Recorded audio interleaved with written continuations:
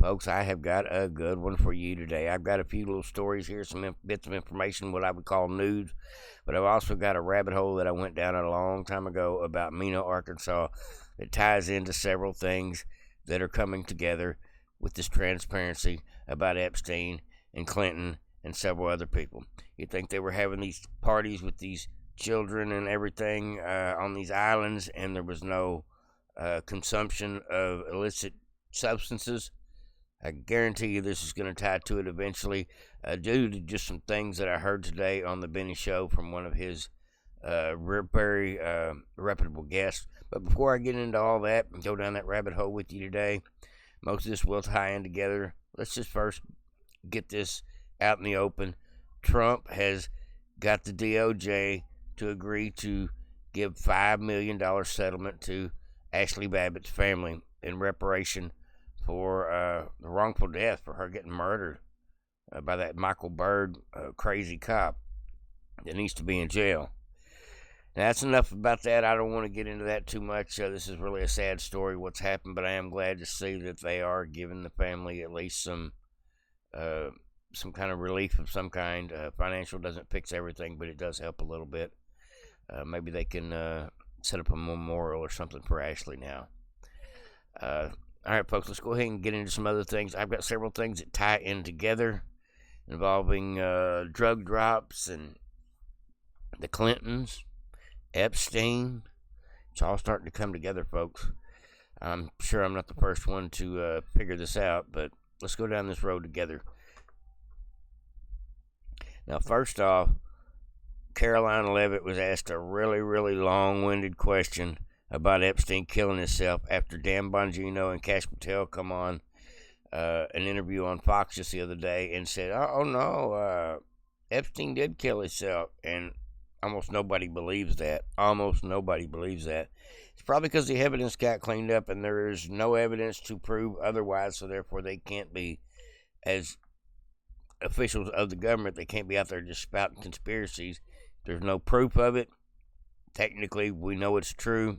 It's still a conspiracy if there's no proof of it at this point. I mean, we all know the circumstances and everything, but I don't know how they could say that there wasn't crazy circumstances.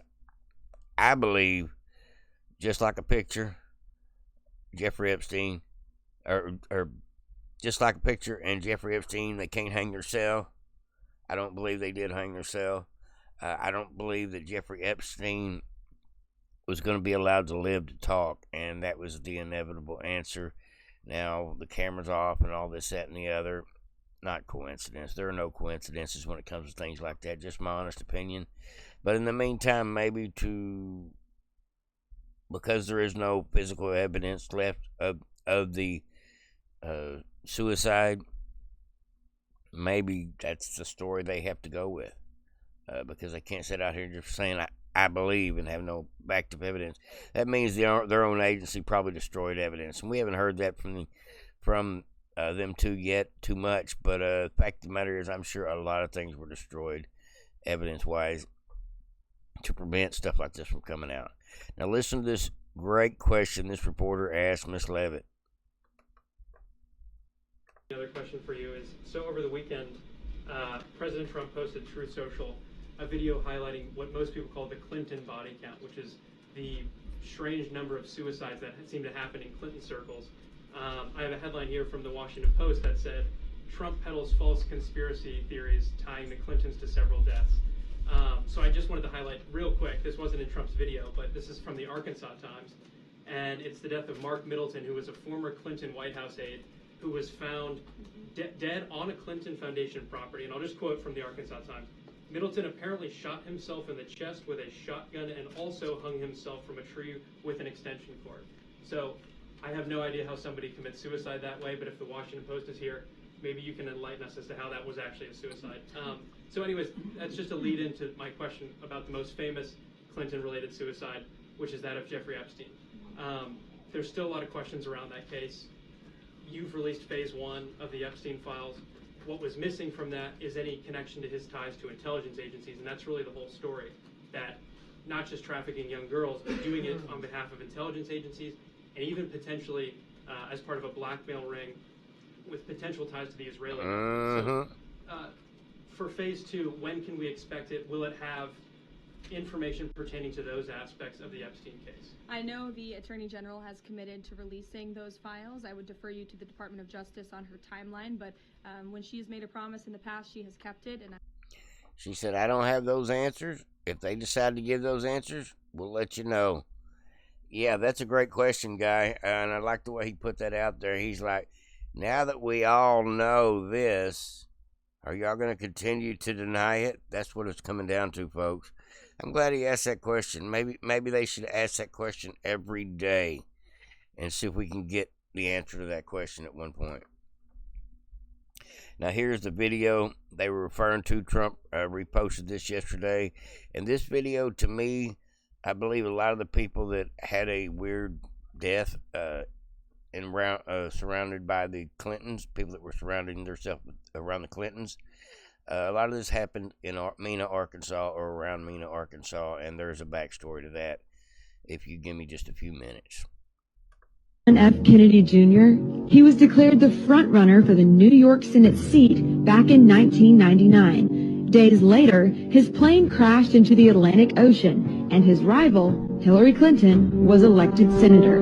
Mary Mahoney was a Clinton White House intern. She knew enough of the inner workings of Bill's sexual advancements to be a star witness during the. She was brutally executed at a Starbucks she was managing in 1997. In 1993, White House counsel Vince Foster was found dead in Fort Marcy Park near D.C. He supposedly killed himself, and among a lengthy list of potential foul play, the bullet was never found. Then there key witness for White House prosecutors. He was serving his 3-year sentence for bank fraud at the Fort Worth Federal Medical Center in Texas. And just before he was to give a testimony before the grand jury, McDougal suffered a heart attack in solitary confinement. In 2015, Walter Scheib, a White House chef hired under Bill Clinton, joined the list. His body was found at the bottom of a river, nearly 2 miles from the base of the trail he was reportedly hiking. An autopsy determined that Scheib's death was accidental drowning, but he might have known too much. 27-year-old Democratic National Committee staffer Seth Rich was shot and killed in D.C. this year. There is speculation that he was the source of the controversial leaked emails allegedly sent by DNC staffers. Seth Rich, remember that name, folks. You'll be hearing that a little more in the future when we get a little more disclosure on that. But he was, I would have to say, was definitely murdered by somebody in the government. Just my opinion. And that he may have been murdered in retaliation. Then Sean Lucas, the lead attorney in a fraud case against the DNC, was found lying on the bathroom floor by his girlfriend when she returned home on August 2nd. His death was reported classified, pending the results of an autopsy. To this day, and that's just a few, folks, and that's the absolute truth. That is just a few. Remember, it is a crazy situation how many people kind of went by the wayside, shot themselves in the back, suicide type situations. Like the 2 boys on the track in Mena, Arkansas, that mysteriously went to sleep on the track wrapped in a blue tarp. While one of them was stabbed and the other one had his head bashed in from a rifle butt, his rifle. Somehow or another, it was death by train, though. I believe Clinton had a coroner that was covering for him in Mena, Arkansas, when several people, including reporters, started disappearing due to them finding out about what was allegedly going on in Mena, Arkansas. And there is a movie about this. If you haven't seen it, it is really eye-opening. It's called Made in America, Tom Cruise. Now, this is an interview Benny Johnson had with Mr. Mike Benz, who is one of my favorites as far as guest on the Benny Show. But this guy reveals a little bit of something about Epstein right here that I did not realize. Clinton and Epstein have been friends long enough that they obviously known each other, I guess, since Clinton was a governor. And that means they were probably doing other things together as well, maybe on the illicit level. All right, folks, let's get into this. off. The central question needing no vids at all. A very quick answer. If they want to tell us, why was the prior DOJ told to back off because Epstein belonged to intelligence? You're, of course, referencing Alex Acosta there, and when Epstein was caught dead to rights in underage prostitution activities here in the state of Florida. And please expound, Mike. What's happening with this Epstein saga? I've gotten a chilling response, quite frankly, from people that were gung-ho about releasing everything, and I can't quite put my finger on it. So please expound for us. Well, I was told by folks at the FBI that there's the FBI is likely not in possession of files relating to Epstein and intelligence. I believe that those would be held either certainly at the Justice Department layer, but then either at the CIA layer as well, or then there's the question of whether or not intelligence meant just domestic, or if it meant just international, or if it meant both. And I believe that the answer to this is both. There's almost no way to look at Jeffrey Epstein's life history and see non-involvement with the Central Intelligence Agency. The fact is when Les Wexner's tax attorney, Arthur Shapiro, was murdered the day before he was set to testify to the IRS while he was the tax accountant for the Wexner financial empire. That's when Jeffrey Epstein linked up with Wexner, and then that was in Columbus, Ohio. And then Jeffrey Epstein, who was partnered with the Saudi Khashoggi network during Iran-Contra, running the arms to the Iran part of Iran-Contra. Jeffrey Epstein then goes. I'm going to stop it right there. If you don't know the Iran-Contra deal, that is such a crazy deal. Happened under Reagan's term. I did a little research on it. What the public was told about it was an absolute lie. It was a smokescreen. It was kind of strange that there was guns, drugs, guns from the Middle East, money from probably us, and drugs from South America, from the Contras. The guns were supposed to be going to the Contras in trade for the drugs, is what I believe how that was supposed to go down. And the plane got shot down over Iran or Pakistan. And when it landed and when it crashed, before anybody had time to censor it, it was exposed that it was full of guns and drugs. And it was one of our CIA C-130 planes that a guy like Barry Seal possibly was flying. And if you don't know who Barry Seal is, Barry Seal was the guy that got caught flying drug planes in and out of Mexico, and instead of the CIA or the NSA locking him, or the DEA locking him up, they put him to work and had him recruit a team. Like I said, there's a movie called Made in America about this, and it's absolutely real stuff. It really happened. Our government in the 80s fueled the crack cocaine epidemic by bringing as much cocaine as they could from the Escobars and several cartel families in Central America. And it's just the facts, folks. Absolute truth. I've done enough research that I can say this is not alleged. I believe it's real. And I believe all this is tying together. The Iran-Contra scandal happened because the CIA was out of control, bouncing money, guns, drugs all over the planet during Reagan's term. Even though Reagan was a great president, I don't think he knew what his three-lettered agencies were doing behind his back. Maybe he knew about some of it. I think he was actually trying to fund the Contras because the Congress would not fund that war, and so he was trying to fund the Contras. And in turn, the CIA was running drugs, which literally fueled our 1980s crack epidemic. I know for a fact this is all absolute truth.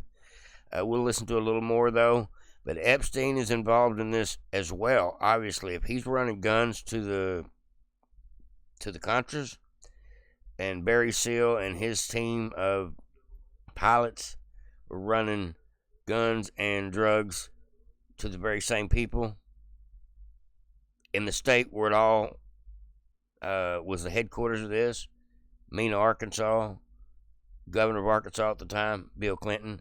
This is all connected, folks.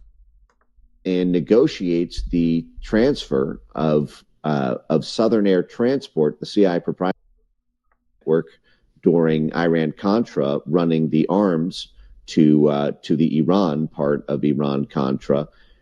Jeffrey Epstein then goes and negotiates the transfer of Southern Air Transport, the CIA proprietary airline that was used in Miami and in Mena, Arkansas, where Bill Clinton was the governor, from Miami straight to was it Rickenbacker Air Force Base in Columbus, Ohio. How does one get to negotiate the transfer of a CI proprietary airline? That was a literal CI proprietary airline without being in the business. How did Jeffrey Epstein get a lease directly from the U.S. State Department for the second largest residential building in New York City? In the 1990s, Jeffrey Epstein, as part of the diplomatic showdown with Iran in the 1990s, the U.S. seized this vast presidential semi-palace in New York owned by the government of Iran, and then promptly leased it to none other than Jeffrey Epstein. And then, I mean, how does the State Department become your personal landlord after seizing it from another country? And then Jeffrey Epstein got in a kerfuffle with the State Department over this because Jeffrey Epstein deceived the State Department and subleased it out to the defense lawyer for the French Connection and Pizza Connection cases, the famous two cases of CIA drug running through the Italian mafia on the eastern seaboard of the U.S., through pizza shops, and on the banks of the Marseille in France. And so you have this network that goes back a very long time with U.S. intelligence with Epstein. But the fact is there seems to be pretty obvious connections to Israeli intelligence, potentially British intelligence, potentially Saudi intelligence. But all of this could be asked and answered, CIA. I think, at the Justice Department layer. I mean, at least tell us if it's true or false. If the official story is Alex Acosta lied, because remember, Alex Acosta was the Secretary of Labor. Now, the Department of Labor is the union department in the United States. And I don't think I need to tell the audience, if you've seen enough Godfather movies, about the links between organized labor and organized crime. That is, the unions are the principal means of control.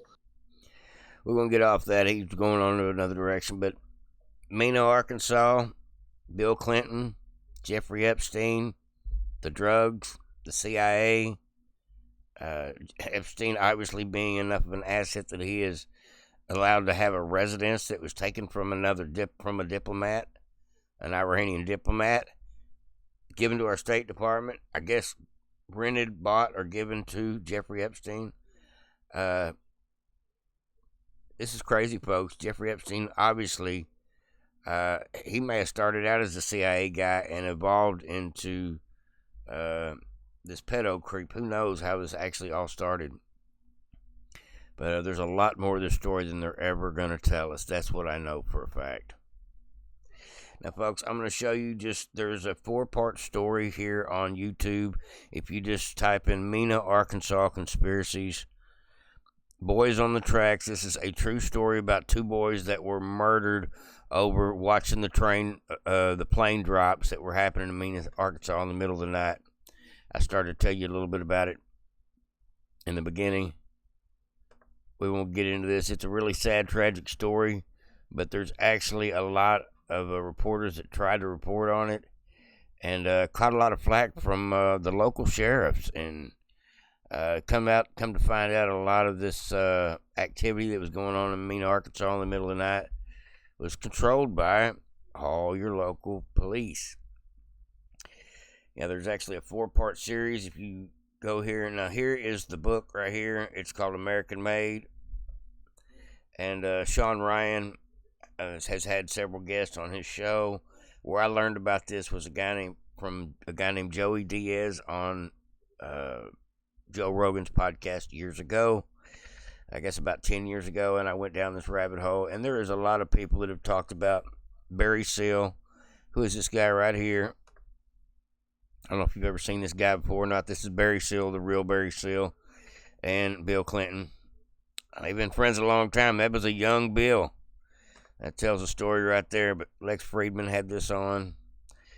But there's actually a 4 or 5 part story. There's a lot of people that were murdered around telling the story. The Clinton body count, if I have any knowledge about it at all, I would say a good portion of it comes from people covering up what was going on down there. Yeah, the Boys on the Tracks, are several stories about that. That was a cover-up in that town. The Clinton body count reflects on a lot of the this happening around Mena, Arkansas. The FBI, I believe, was going around taking care of business for the Clintons, be my guess. CIA was definitely involved in drug running, how to make millions selling drugs in the CIA. Yes, folks, there's a lot of these stories that go back 10, 15 years. I even went as far as reading some of the transcripts and watching some of the old news reports, like on local Arkansas television, News Channel 22 or whatever it is, and watching those reporters back 15 years ago trying to report on the stuff and being scared to talk about it on television even then. But the story did come out, but nothing was ever done about it. But the Clintons have their hands all over it. In the end, Barry Seal got killed because Pablo Escobar's photograph was taken by one of Barry Seal's planes. He was one of the people that was working for our government as a drug runner, and he got murdered for it. Some Mexican nationals came here and murdered Barry Seal in Arkansas after Reagan put the photograph that was taken from Barry Seal's plane of Pablo Escobar loading bricks or something on a plane, and then they knew exactly who it was that where the pictures came from, and so that was basically a death sentence for him. True story, folks. And Barry Seal's just one of the many key players in this whole orchestrated thing going on. But our government, since the 1950s or 60s, I know for a fact, have been involved in a lot of government illicit activities involving drugs and obviously now human trafficking as well. Sad to say, folks, but it's the truth, and I just, if you can prove me wrong, I would love to see it, but there's just too much out there that points to this. Yeah, it's going to be a little bit of a long video, folks. This is crazy stuff going on. I just figured I'd bring that to y'all's attention. If you don't know anything about Mena, Arkansas, you're welcome to go down that rabbit hole. I went down that rabbit hole for about a week reading stories and articles and watching videos. It's crazy stuff, folks. We agree with you as to illegal aliens. We agree with you that we do not think the comprehensive health care benefits should be extended to those who are undocumented workers and illegal aliens. We do not want to do anything to encourage more illegal immigration into this country. Really? We know now that too many people come in for medical care as it is. We certainly don't want them having the same benefits that American citizens are entitled to have. As to illegal... Wow, she sounded like Trump there for a minute, huh? That sounded like that America First policy she was talking about. See, Democrats used to be somewhat civilized, but they have all went the other direction. I'll play you a few clips here real quick, folks, just to give you a little bit of what the Democrats are really like. Mostly peaceful protest kind of people. Of our republic, I'd like to punch him in the face. I said if we were in high school, I'd take him behind the gym and beat the hell out of him. Punch some people in the face! When was the last time an actor assassinated a president? They're still going to have to go out and put a bullet in Donald Trump, and that's a fact. Look, as his character is stabbed to death. Where is John Wilkes Booth when you need him? That's it right there.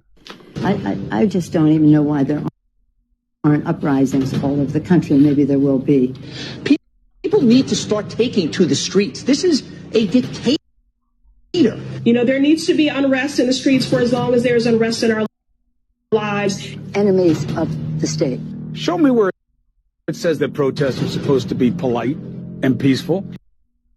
Do something about your dad's immigration practices, you feckless. When they go low, we kick. How do you resist the temptation to run up and wring her neck? The biggest terror threat in this country is white men, most of them radicalized right, to the right. I thought he should have punched him in the face. I said, even if you lost, he insulted your wife. Yes. When he came down the escalator and called Mexicans rapists and murderers, he said, well, what do you think I should have done? I said, I think you should have punched him in the face. And then gotten out of the race. You would have been a hero. I have thought an awful lot about blowing up the White House. A Missouri state senator is under investigation. And the point of this video, folks, is when the Democrats say these things, they mean them. Just like this clip right here. Trump just got shot not that long ago, and we've got former FBI director saying he didn't realize that somebody put 8647 on the beach and he thought it was cute but didn't know why. He didn't know what 8647 meant. Come on now. They need to lock his ass up for a lot of things, not just that. Just do a full investigation on him, since he's going to be such a prick, and put that out there on Instagram to promote the assassination of our president. You ain't saying nothing yet. Take a look at what happened.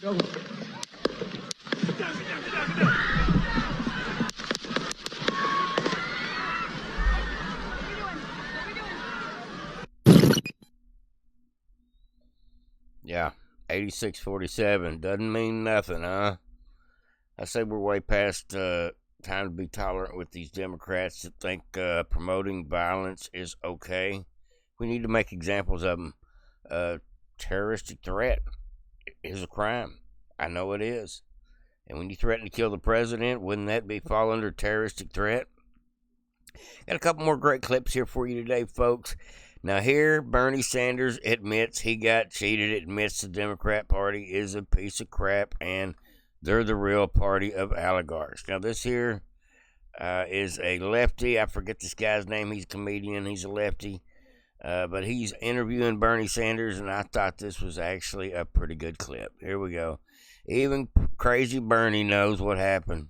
The problem I think a lot of voters had is, like, they didn't even know if it was her. We didn't even know if Biden was president. We didn't even know if these were her talking points. And we felt that over the last 4 elections, Democrats, we felt that we didn't have a say on who could be president. We talk a lot about the Republicans being autocrats and oligarchs and taking over democracy, but from the Democrat perspective, and I'm a lifelong Democrat, I felt like the Democratic Party completely removed the democratic process from its constituents.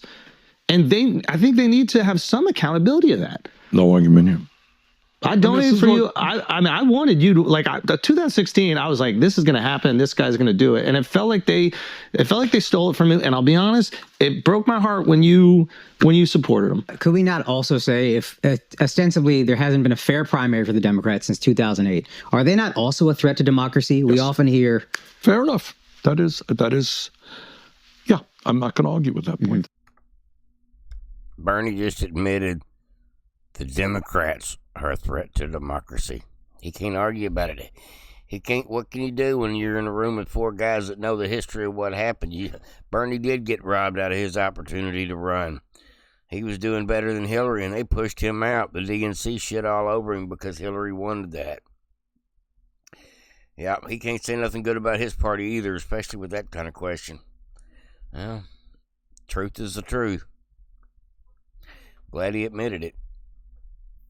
Wasn't no running and hiding from that one. All right, folks, we got a few more great clips here for you today. Yes, folks, that Mena, Arkansas is a crazy story. I do encourage everybody to go see that movie.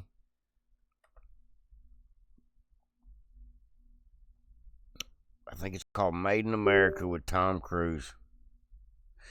Okay, for some reason that clip did not want to work. Let me try this again. Hope I didn't lose my internet signal. It'd be bad timing. Okay, I don't know what happened, but I lost my feed there for just a second. We'll jump on to the next one.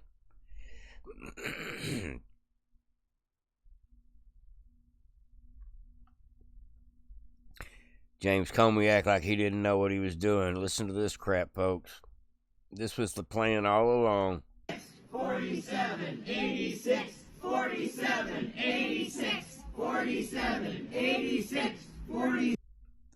See there, that was the plan the whole time, was to try to encourage that 86-47 to go viral and maybe get some crazy out there to do it, or even say, hey, well, it was somebody that listened to the call. Maybe they're trying to come up with an excuse for their next Paul guy that they're going to try to set up to try again. I sure hope not. We do have a little bit of reprieve, though. It says we have bombshell information that has come out in the last couple of days and will be coming out over the next 2 weeks from Bongino and Kash Patel. Transparency, not that they can lock anybody up. That's not their department. They're just there to expose people, expose the criminality, and then hand it over to the Department of Justice, Pam Bondi, for criminal referral. But here it says James Comer has made a bombshell claim revealing that his committee has identified a secret White House staffers behind the President Joe Biden's auto pen use. They believe they know who was using the auto pen, and those people are in trouble. So the movie says took place while Biden was clearly in mental decline and probably not even at the White House. Comer warned that those involved will be the first invited for transcribed interviews. Come answer some questions. If not, we'll subpoena you. And full depositions are coming out next. Trump has claimed Biden didn't personally sign any pardons and may not even have known they happened. The backstory for this is, folks, a lot of the pardons and the last executive orders that were thrown out there like Hail Mary passes the last 2 or 3 weeks, a lot of the ones that are preventing Trump from deporting some of these people from different countries, all that stuff hopefully will be rescinded. But first I want to see somebody go to jail for using the auto pen without permission, and then we can start finding out what's null and void and start kicking that stuff out. It's never been done before. It's unprecedented. I don't know what the process is actually, how they'll go about that, but you are going and looking at needs to be done. You are going and looking at who is controlling this auto pen, because Joe Biden, I mean, he's demonstrating that he doesn't have all the cognitive capabilities they had. That interview was from 2023. Yeah, that's hard evidence. Early into President Biden's term as president, it clearly shows that he was in significant mental decline. It questions who was actually making the decisions. So what we found is not just with the pardons he issued, but many of the executive orders that the courts are now using to Trump-proof, many of the executive orders that President Trump is trying to implement to make government more efficient, many of these executive orders, as well as the pardons of Biden's entire family as a result of our investigation, these were all signed with the auto pen. And clearly from that interview, which was many, many months prior to the heavy use of the auto pen, Joe Biden wasn't capable of making decisions. He wasn't coherent. We think we've identified who the staffers are. Jason, you all have done great work with that over at Heritage Oversight. We're going to bring everyone that we believe was involved in any role in the use of the auto pen. We're going to invite them to come in for a transcribed interview. If they want, then they will receive a subpoena and they will have a full-blown deposition. But we want to find out who was actually making the decisions in the White House during the last 9 months of the Biden administration when he was clearly in mental decline. They going to lock some people up, folks? I don't know. Are they going to make some stuff null and void? I hope so.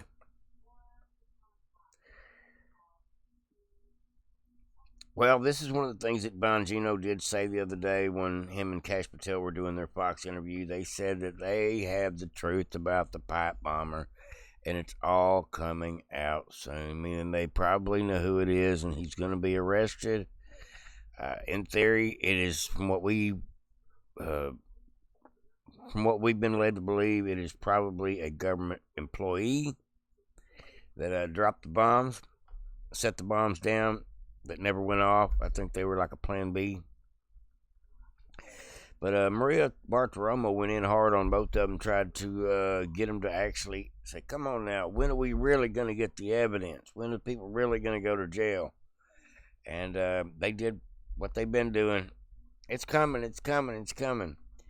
Well, one thing that we can confirm, they both believe that Epstein killed himself, or they have absolutely zero evidence to say otherwise. And that's probably the truth. They probably believe Epstein didn't kill himself, but they have zero evidence to prove otherwise. That's probably what it is, and so therefore they have to take that stance. And that's what most people probably aren't realizing. But it says the pipe bomber will information about him will be coming out soon. In a couple of weeks, they will drop a lot more about Steele dossier and Crossfire Hurricane and the Russia collusion hoax information that they didn't even know. So hopefully we'll get some new nuggets. Maybe all this stuff will tie together, and we'll find out that Bill Clinton was a drug kingpin and Jeffrey Epstein was the CIA pedophile kingpin, and they were all tied in with the Democrats and even some Republicans, and they all get exposed, hopefully this year, and go to jail. I'd love to see all these old perverts go to jail.